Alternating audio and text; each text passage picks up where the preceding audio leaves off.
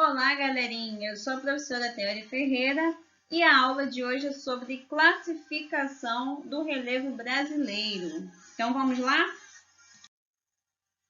As estruturas e as formas. O território brasileiro é formado por estruturas geológicas antigas. No território brasileiro, as estruturas e as formações geológicas são antigas, mas as formas do relevo são recentes.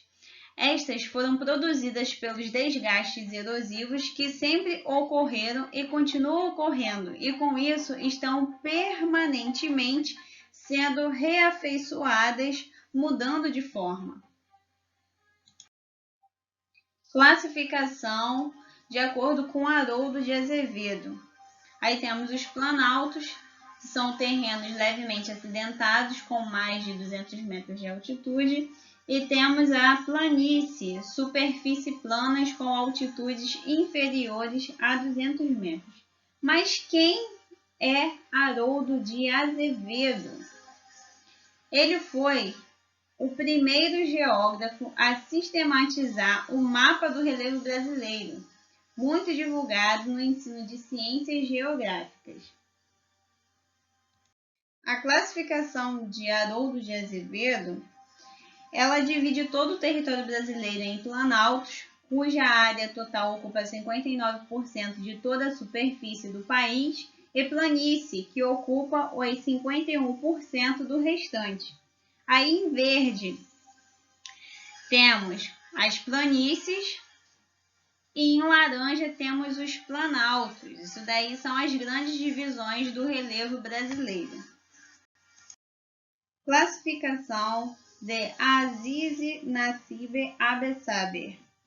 Para ele, o planalto é a área em que os processos de erosão superam os de sedimentação. Já na planície, a área mais ou menos planas em que os processos de sedimentos superam os de erosão independentemente das cotas altimétricas. Mas quem foi Aziz Nassib Abessaber?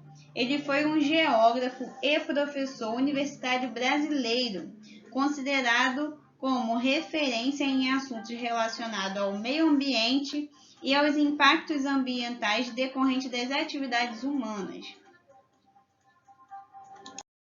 A classificação, de acordo com Aziz Nassib Abessaber, ele diz que o país estava dividido em 3 compartimentos, sendo 7 planaltos e 3 planícies. Aí temos os planaltos das Guianas, planície e terras baixas amazônicas, planície do Pantanal, planalto meridional, planalto central, planalto do Maranhão-Piauí, temos aí o planalto nordestino, planície e terras baixas costeiras e o planalto uruguaio, sul-rio grandense. Classificação de acordo com Jurandir Roys. Inclui mais um compartimento, a classificação de Abessaber, ficando então de forma abaixo. Então, o planalto é a área em que os processos de erosão superam os de sedimentação. Já a planície, área mais ou menos planas, em que os processos de sedimentação supera os de erosão independentemente das cotas altimétricas. Já a depressão, relevo aplanado, rebaixado em relação ao seu entorno, nele predominam processos erosivos. O professor Jurandir Roys deu uma nova definição para os conceitos de planície e planaltos e introduz uma nova forma de relevo às depressões. Então, o resultado do seu trabalho foi a identificação de 28 unidades de relevo que é resultado da ação de processos erosivos distintos em uma base litológica também distinta. Então, de acordo com a classificação de Jurandir, nós temos aí os planaltos em laranja, as depressões em amarelo e em branco temos as planícies. Aí temos o exemplo aqui do relevo continental, o planalto. Relevo continental, planície. Relevo continental, depressão. Temos também o relevo submarino. Assim como a superfície dos continentes, o fundo do mar possui formas variadas, resultantes sobretudo da ação dos agentes internos e do intenso intemperismo químico. O modelado do relevo submarino é o movimento das águas que ocorrem por causa dos ventos, a ação do Sol e da Lua e a temperatura. O relevo submarino, plataforma continental.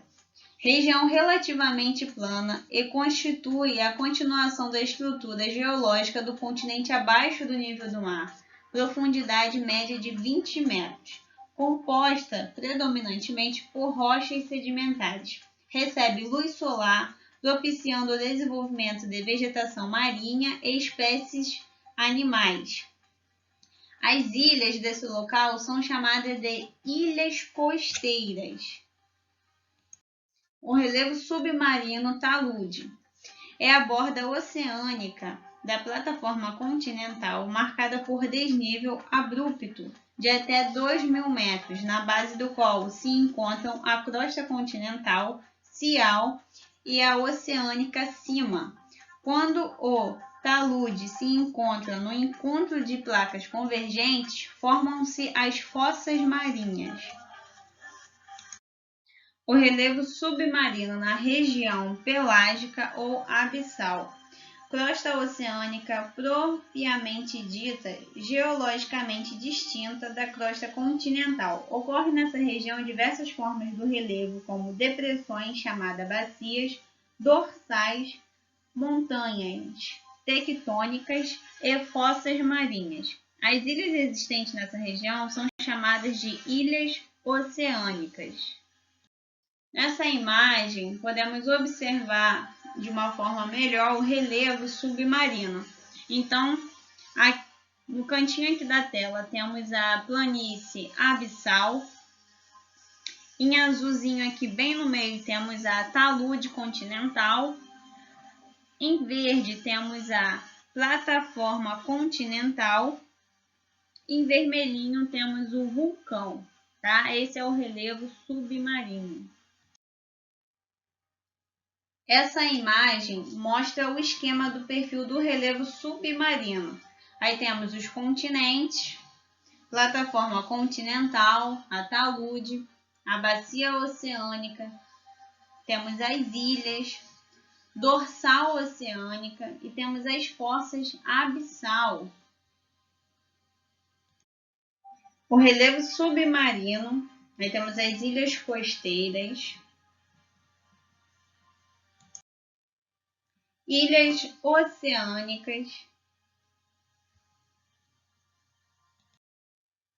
atol, dorsal